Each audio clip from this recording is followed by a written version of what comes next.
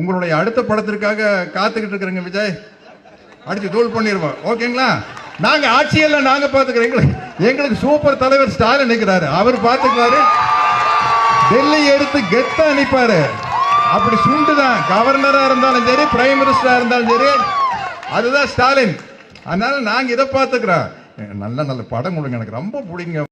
வணக்கம். நான் அரசியலுக்கு வந்து 1 வருஷம் ஆச்சு. 1 இயரா திமுகவில் இருக்கேன். புது கட்சி டிவிகேலேருந்து வந்தவங்க கேட்குற சில இன்டெலிஜென்ட்டான அரசியல் சார்ந்த கொஸ்டின்ஸ்க்கு நான் ஒரு ரெஸ்பான்சிபிள் பாலிட்டிஷனாக பதில் சொல்லணும்னு நினைக்கிறேன்.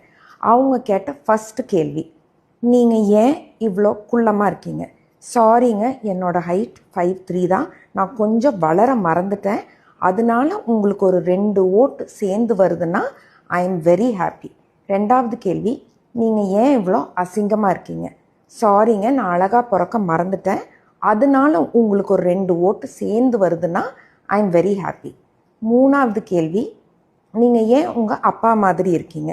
எல்லாரும் அவங்க அப்பா அம்மா மாதிரி தாங்க இருப்பாங்க. பக்கத்து வீட்டில் இருக்கிற அப்பா மாதிரி இருந்தால் தாங்க தப்பு. எங்கள் அப்பா மாதிரி இருந்தால் தப்பு இல்லை.